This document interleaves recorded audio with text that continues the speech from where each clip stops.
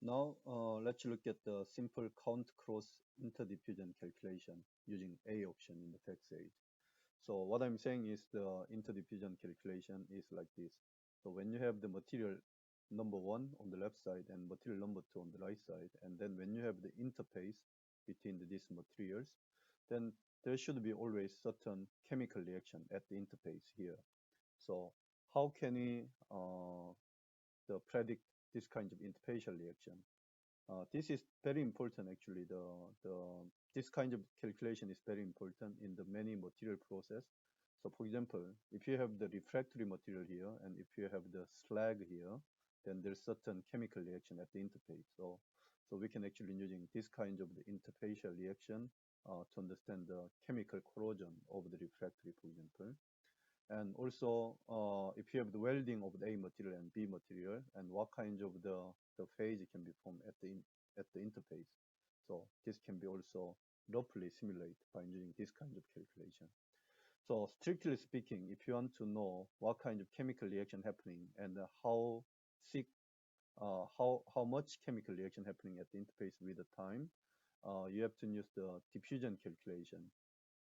So solid state diffusion or liquid state diffusion.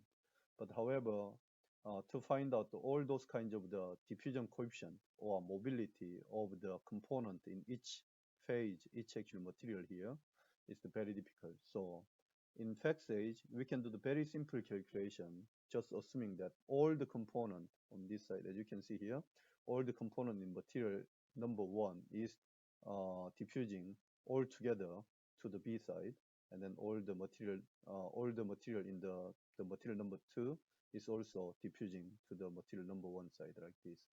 So we can assume that diffusion of the species inside material number 1 and material number 2 is all same. So it actually have kind of the count cross diffusion at the interface here, the same diffusion coefficient. Then we can see what kind of product can be formed in each of these actually the layer here. Okay, so you can assume that on the left side here, when you have the pure only material number 1, and when the material number 2 is 0 amount, then this is the original number 1 material, and the other side is original number 2 material. At the interface, when you change the amount of the A and the number 1 and number 2 material, uh, the, the reversely here, then that will show you kind of the interfacial reaction here. Okay, so how can you realize this one? So this can be easily realized in this way. So we learn variable in the fact stage, A variable. So let's assume we have A amount of the reactant number 1 plus 1 minus A amount of reactant number 2. Then at this side here, so when the A equal to 1, then this is 1, this is 0. So that means I have the pure number 1 material here. And the other side here, when A equal to 0, then this is 0, this is 1. So we have the fully number 2 material number 2. And then when you increase the A from 0 to 1, then we can actually decrease the amount of the number 2 in this way and increase the amount of number 1 in this direction. So we can realize this kind of the composition change at the interface by using A 1 minus A. Okay, so let's look at the real example here. So to the next slide. So let's assume we have this kind of reaction. So let's assume we have refractory material, which is composed of the 95% of the Al2O3 and 5% of the MgO. And the other side, we have slag, which is 60% of CaO and 40% of SiO2. And then when you have the interfacial reaction here, we can use the A1 minus A. So eventually we're going to use this format here. So the total amount of the refractory we assume 1, and then 95 cent 0.95 minus 0.95A, and then MgO 0.05, so it's 5 cent minus 0.05. So when A equal to 0, then it will be 0.95 Al2O3, 0.05 MgO, and when A equal to 1, then this will be 0, this will be 0. And then when A equal to 1 on this side, CaUSL slag is 0.6, 0.4 SiO2. So we represent this one. Okay, so this is how we actually going to input. So let's try this one, and then after this calculation, we're going to plot the kind of interfacial product when the A equal to change from 0 to 1. in this way. Okay, so let's go back to this one and let's try. So we go to the equilibrium program. So you can click new, of course, and then say new reaction. And then, so the unit in this case is in grams, still we are using gram. And then the database in this case is FT oxide database because we have slag and refractory. So we need only FT oxide database in this case. Say OK. And then we'll have the 4 component. So here we have CaO, for example, SiO2, and this one is Al2O3 and MgO. So let's just set the amount of each one. So we could say 0.6A, okay, and then 0.4A. Or if you like, you want to say this is 40%, then you can say in this way too. So let's just change a little bit the amount of this actual calculation from 1 in the example to the 100 in this actually the actual calculation here. And this one is now 95 minus 95A, okay, and then this is 5 minus 5A.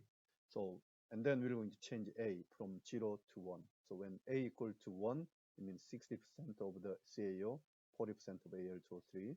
And when A become 0, then 95% of Al2O3 and 50% or 5%, sorry, 5% of the MgO and etc. And then when you change the A from 0 to 1, the total is always 100. And however, the amount of the slag, CaO2, and the relative amount of MgO Al2O3 will be changed automatically. Okay, so let's set this way and then click next. And let's just choose all of them. So select all solution phase and all solid phase. And then 1600 degrees Celsius from 0 to 1, 0.01, for example. Okay, so every 0.01 calculation. So it's 100 calculation, 101 calculation. That's 1600 degrees Celsius. So, and then do the calculation. Then you'll have result like this from 0 to 100. Okay, so when it's 0, for example, you have 30 gram of the spinel phase, and spinel, this is the species which is used in the thermodynamic model, and this is the cation distribution of the MgO and the spinel phase, sorry, which is 1 to 2 ratio, and then there's the oxygen always. And this is actual chemical composition of the your spinel phase. So you'll have, in terms of mole, you'll have Al 0.33 and the magnesium 0.08 and then oxygen 0.58. So it's probably almost like MgAl2O4. And then in terms of the mass fraction, this is the elemental distribution of the aluminum, magnesium, and oxygen in the spinel phase here. Okay. And then if you go down, you have the also 69 gram of Al2O3 solid is also stable. So you have when A equal to 0, so and A 0, it means I have 0 amount of slag, I have 95% of Al2O3, 5% of MgO. So original refractory material is composed of 30 gram of the spinel phase and then 69, so it's about 70 gram of the Al2O3 corundum phase. That's the starting refractory material. And then when you increase the, for example, A amount, so up to 10%, 0.1, so 0.1 amount of the slag. So it's 10% of slag with 90% of the refractory material, then it will produce the 15% of slag. And there's the 37% of this solid CMA solid phase, 34% of alumina, and this amount of CMA phase again. Okay, so there's different phase you can form. So let's plot this result. So output, plot the result, and then axis, and the y-axis is in gram, x-axis is in alpha. So alpha is the amount of the slag in this tank. So refresh, say OK, and then select all stable phases. Okay, say OK, and then plot. Then we can have this result. Okay, let's just make it a little bit small to fit it in here. So as you can see here, so x-axis is amount of the so the alpha, so alpha in this case is relative amount of the slag. So when slag equal to 0 is this one, and slag is 100 is this one. So when you actually look at the slag itself, it's not only liquid slag. This is the amount of liquid in the slag for the CaUSiO2, and this is amount of the solid, and in this case is alpha Ca2SiO4, so dicalcium silicate. So it's like 60% of the liquid, 40% of dicalcium silicate, solid liquid mixture slag. Yeah. And then this is the original refractory side here. So you have this spinel phase and this alumina Al2O3 phase mixture in the beginning. So when you increased the amount of the alpha, so it means when I add more and more slag, so when the slag is coming into the refractory, then it will make a reaction with the refractory and then produce the change of the amount of the refractory material and then even transform to the some other phase, and then the rest of them is still remaining at the liquid phase. So this is interesting. And then in order to understand this phenomena, I mean, so what you have to actually give the meaning of this result. So when I actually interpret this kind of result, typically I say, okay, so when you have slag, typically, so theoretically, when you have refractory and the slag here, if there's no chemical reaction between the refractory and the slag, then the amount of the slag will increase linearly from 0 to 1 in this direction. Okay, in this direction. So when the amount of the liquid is higher than this linear from 0 to 1, linear actually the increasement. So in this case, it's higher than the 1 to 1 like this. That it means this slag, I mean, the reaction of the slag and refractory produce more slag. So it means the refractory amount is decreased than its original refractory amount by reacting with the slag. Yeah? So that means the slag can easily corrode actually your refractory. So that means your refractory is not very strong, not very good for the corrosion resistance in this case. So from thermodynamic point of view, you can say in that way. And sometimes if you do the calculation, even though you add the slag here, so slag is not actually forming, slag is disappearing. So sometimes you have slag like this, and then slag is increasing like this way, so which is lower than your 1 to 1. So that means when you add actually slag to make a chemical reaction with the refractory, the slag is automatically making some other solid product. So you don't have slag. So that means at the slag refractory interface, slag wants to do the chemical reaction with the refractory, but when you have the chemical reaction, there's additional solid layer can be formed. That's what it means. So that means it's a kind of self-healing refractory material. Okay, so self-healing condition. So then your refractory corrosion will be very, very low. So it's very strong against the corrosion by the slag. Okay, so you can actually, at least from chemical reaction point of view, you can interpret the result in this way. Okay, so you can do the similar calculation like this for the steel and the aluminum alloys, for example, and then you do kind of welding or interfacial reaction and see what kind of intermediate phase can be formed. And then you can tell, okay, some of this intermediate phase is very brittle, for example, then you can do the alloy design to get rid of those kind of brittle phase. So it's a very, very simple diffusion calculation, assuming that all the diffusion coefficient of the species in the material on the two different material at the interface is same, then you can get this kind of chemical reaction. And this is very rough calculation, very simple calculation, but it actually give you the most of the time it give you actually good picture about what's happening at the interface. Okay, so let's close it. No. So if you go back to the reaction here, this is very simple. So we did this one, and then you can do the more complex one. So this is the one of the actually the calculation I published long times ago in the Japanese refractory kind of journal here. And so in this case, we consider a little bit more complex the cases. So the slag is this one, here with the CaO2O3, CaOSiO2 and then refractory is this one, and this is actually for the VOD refractory condition. So this is mag alumina chromium, mag chromium refractory, and then here we have the slag with this composition, and then we assume that okay, there's the schematically there's some kind of infiltration of the slag into the refractory, and then make a chemical reaction between the slag and the refractory.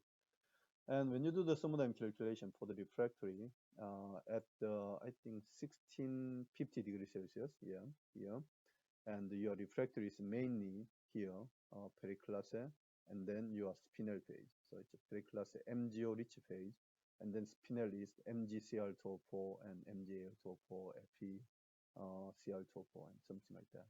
Okay, so you have two phase, and then here's the slag at this interface here, and then we are changing from 0 to 1 with X, and this one I just noted as X, but this is in fact this is A basically.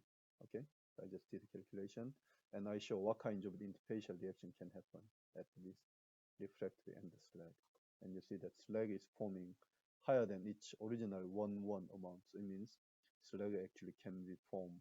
Slag, it's a kind of slag is the corrosive under this environment. Okay, and also you can look at it in the other way around. So I have the slag here, 100% slag. I'm adding small amount of refractory at the interface. So when you add the refractory, this refractory component should be continuously go to the linear up to the 0 here, and this one also supposed to go to the 0 here, but it is not. So even you actually add about 10% of refractory with a 90% of slag, everything becomes slag. So it's completely dissolved.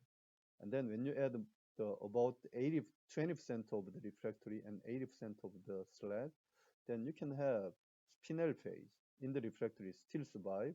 However, the MgO, the periclase phase, is the completely dissolved.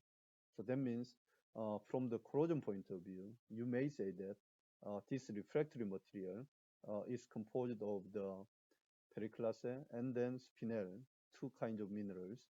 So it's a periclase kind of big grain typically, and spinel as a kind of matrix between the refractive, the grain, periclase grain.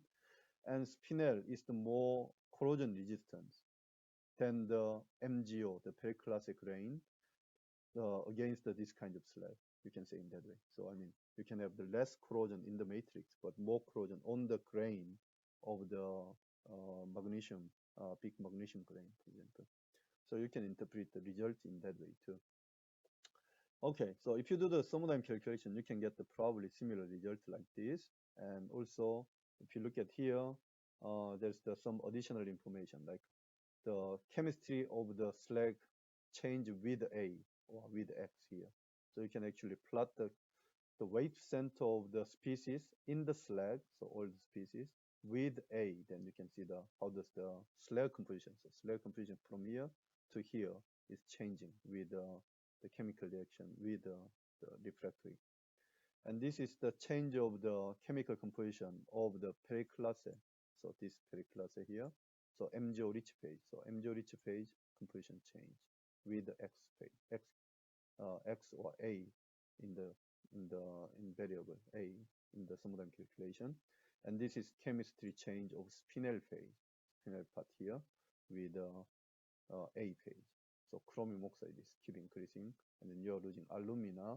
So aluminum oxide is decreasing, so it means alumina is going to more and more slag phase easily. Okay, so you can see this kind of the thermodynamic calculation, and then this is kind of standard thermodynamic calculation now used in the refractory industry to understand the chemical reaction with the chemical corrosion against the slag phase. Okay, so please try it by yourself. Okay, so we can stop here for the A1 minus A calculation, but as I mentioned, this kind of calculation is very useful for the interfacial reaction. So you can think about many different interfacial reactions, and most of them can be treated in this way.